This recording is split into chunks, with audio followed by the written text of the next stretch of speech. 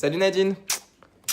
Nadine, aujourd'hui je vais te parler du film L'ombre d'Emily, réalisé par Paul Red. On a eu la chance avec des amis à moi de le voir en avant-première à l'UGC Normandie, en présence des actrices, donc on a pu voir Blake Lively et Anna Kendrick du coup. Je vais passer vite fait, je voudrais juste introduire le truc en parlant de l'avant-première justement en question. C'était hyper cool de voir les actrices, ça c'est clair, juste c'était hyper glauque et grotesque. Genre la présentatrice c'était super bizarre, les actrices étaient clairement pompettes, là-dessus je peux pas les juger du tout. En gros, je sais pas, genre qu'est-ce que vous pensez de Paris, c'est quoi votre mot préféré? Alors ok, entre fromage et escargot, on parle quand du film? Escargot. On a un peu parlé du producteur, enfin la réalisation du film, la trame globale, enfin les gros concepts que le réalisateur avait en tête. Mais sinon rien, c'était super glauque.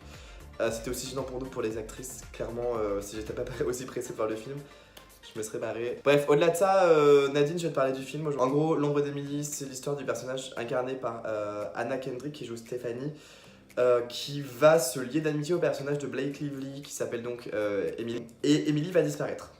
Et du coup, Stéphanie va se lancer à sa recherche. Elle va découvrir qu'Emily a un passé trouble, ajouter trame de tous les films du même genre, ça fait pareil. Et du coup, on va suivre son enquête et tout ça, l'évolution, etc. Ce qui m'a énormément surpris dans le film, et vraiment, je m'y attendais pas du tout. Ils en avaient un petit peu parlé au moment justement de l'interview avec les stars, du coup, mais en gros, c'est le côté hyper humoristique, ultra humour noir que j'ai validé complètement en masse. En vrai, on déconne beaucoup, c'est hyper frais, hyper rafraîchissant dans le sens où ça s'arrête pas. L'humour il est présent du début à la fin du film. Énormément d'humour noir, énormément d'humour grotesque. Alors autant d'habitude j'ai du mal avec ça. Dernièrement j'ai vu Under the Silver Lake que j'ai moyennement apprécié, je peux pas dire pas du tout parce que le film est super intelligent. Ce qui est assez drôle c'est que le côté grotesque comme ça est super bien dosé avec le côté thriller noir aussi, cet humour noir et ce thriller noir. Tout est hyper bien entrelacé. Et je trouve que la gradation dans le sens où au début on rigole beaucoup et à la fin c'est plus basé thriller, ça s'est hyper ressenti même pendant la séance ou dans le sens où au début du film tout le monde rigolait et à la fin on était plus tous en haleine à savoir ce qui allait se passer et comment allait se conclure l'histoire. Donc ça, chapeau bas Paul Red, t'as géré mon gars, le côté humour noir pas lourd qui aurait pu l'être, c'est pile ce qu'il fallait. Du coup, complètement validé en masse. Juste pour parler vite fait des personnages, le personnage que joue Blake Lively est hyper bien incarné, clairement c'est Blake Lively, Emily c'est la meuf hyper chelou, hyper froide, hyper glamour, hyper irrésistible aussi, que tu rencontres jamais dans ta vie par contre, et genre, parfait. Vraiment, en plus elle boit de l'alcool, donc là où il y a de l'alcool, je suis pas très loin, donc je valide très fort. Face on a le personnage de Stéphanie du coup, qui est une mère un peu, la meuf ultra coincée, ultra frustrée. C'est assez stéréotypé en fait quand on y pense, mais je trouve que ça rend super bien parce qu'Anna Kendrick le joue très bien clairement. Ce personnage ultra vraiment renfermé sur lui-même, mais au fond quand tu grattes tu sens que c'est une meuf complètement chelou et complètement pétée que tu vas adorer. Donc ça aussi super bien, enfin j'ai complètement adoré, complètement validé. Bon du coup le mélange des deux va être assez explosif dans le sens où il y a des scènes hyper drôles que j'ai beaucoup aimé. Le truc c'est que vient le moment de la disparition d'Emily et voilà, on va avancer plus au côté du coup de Stéphanie. Ce qui m'a embêté c'est que la trame globale à partir du début on devine assez facilement la fin je pense. Le film n'est pas ultra novateur, ok il y a twist sur twist, on a énormément de rebondissements, énormément de surprises, mais la finalité reste que le dénouement de la trame globale est pas hyper novateur, hyper inédit. Du coup on est là un peu, ouais c'est cool tout ça pour ça. Après il y a eu pas mal de films dans le genre donc je pense qu'on peut facilement s'attendre à ce qui va se passer. Genre il y a eu Gone Girl, le film hyper, je pense que c'est lui qui a posé la première pierre à l'édifice dans le sens où les films de ce genre là on n'en avait pas énormément à l'époque. Et du coup là avec celui-ci on s'attend trop facilement à ce qui va arriver. Donc ça m'a frustré. Après évidemment au cours de l'intrigue il se passe énormément de choses.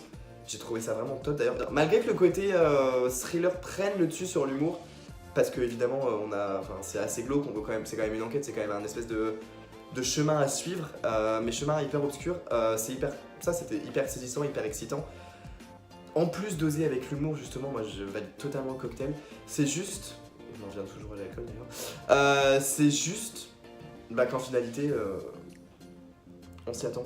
Et même si à la fin, à la toute fin d'ailleurs, à la conclusion, Paul Rudd se permet twist, mais vraiment mais twist sur twist sur twist sur twist. Genre ça s'arrête pas. On est quand même frustré, on est un peu. Enfin moi je ressors. C'est pas que je ressors mi-figue, mi-raisin, genre mi-vodka, mi-martini. C'est juste que. Il m'a manqué quelque chose. Sinon Nadine, j'aimerais souligner un point assez important. Présence de parents homosexuels qui emmènent leurs enfants à l'école. Merci Paul Rudd, on valide. Ultra important aussi, Paul Rudd en avait parlé quand on a interrogé avant que le film débute. Hyper girl power. Et genre, waouh, non mais dans le film ça se ressent du début à la fin. On est en 2018 dans la société actuelle, j'ai pas besoin de vous faire un plan en 3 parties détaillé pour vous expliquer la situation. Juste, ça fait tellement bien de voir 2 femmes indépendantes, fortes, magnifiques, comme toi Nadine en fait, qui gèrent leur vie et qui en plus vont se lier d'une amitié genre ultra chelou, ultra mystérieuse. D'ailleurs j'aurais dû mettre mes lunettes pour plus de mystère. Franchement, genre, ça fait tellement de bien. Genre, enfin, les moments en plus les actrices sont, enfin il y a une alchimie entre elles quand même, vraiment au niveau de l'amitié, genre elles déconnent de ouf et ça se sent. Elles sont hyper proches tout en ayant cette espèce de, pas de haine, mais une espèce de rivalité qu'on sent dès le début. Donc il y a un truc en fait, il y a une espèce de lien hyper tordu. Bon moi les liens toxiques comme ça rythme ma vie donc j'adore ça.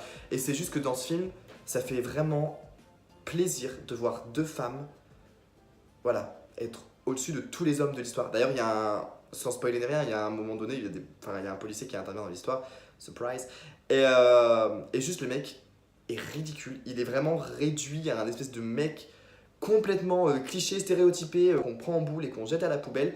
On n'a qu'une envie, c'est d'ailleurs de faire ça pendant tout le film. Et j'ai adoré juste ce petit élément là, ce mec réduit à rien, et en face, on a ces 2 nanas hyper fortes qui... Bon, il n'y a même pas de gradation, c'est juste qu'elles sont au-dessus et puis c'est comme ça. Donc non, merci par contre l'ombre d'Emily d'avoir fait ça, effectivement j'adore. Donc ouais, voilà Nadine, en gros ce que j'ai pensé du très très drôle, hyper frais, hyper haletant, des moments méga saisissants, beaucoup de retournements de situation qui font du bien dans le sens où on voit pas le temps passer. Clairement, j'ai pas eu le temps d'aller sur Twitter et Insta pendant que je regardais le film.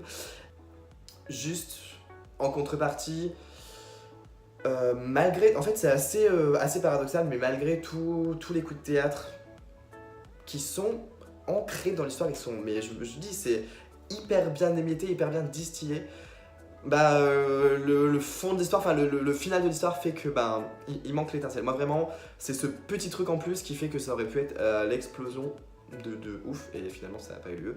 Après je regrette pas du tout, genre en soi, voir Blake Lively, Anna Kendrick, pouvoir voir ce film en avant-première et puis pouvoir découvrir l'histoire, parce que moi ça m'a interpellé quand même pas mal. Je l'associais beaucoup à Gone Girl. J'avais aussi peut-être trop d'attentes, mais l'humour a fait que du coup le film a pris de court là où je l'attendais pas. Et malgré tout, la conclusion reste un petit peu, c'est pas décevante, mais reste un petit peu trop banale. En gros, voilà Nadine, ce que j'ai pensé. Donc, bon après, si t'as quand même envie d'aller au cinéma mercredi pour aller le voir, fonce. Je vais aller dans masse, malgré du coup cette conclusion un peu moyenne et ouais, désappointante, je dirais. Nadine, si tu vas au cinéma, n'hésite pas à me le dire, n'hésite pas à me donner ton avis, n'hésite pas aussi à me dire si, du coup, mon point de vue rejoint le tien. Nadine, n'hésite surtout pas à aller t'abonner à ma chaîne, il y a une petite clochette quelque part en bas. Et non Nadine, je te vois venir, je ne parle pas de la cloche dans l'écran par contre, hein. Retiens-toi Nadine. Et n'hésite pas à lâcher un pouce bleu, alors bleu, violet, rouge, rose, jaune, vert, tout ce que tu veux. Un petit pouce, ça fait toujours du bien. Merci Nadine d'avoir regardé cette vidéo, j'espère qu'on se retrouvera très bientôt pour de nouvelles découvertes littéraires ou cinématographiques, hein, parce qu'après tout la culture c'est la vie. Et je te refais la bise et puis on se voit bientôt.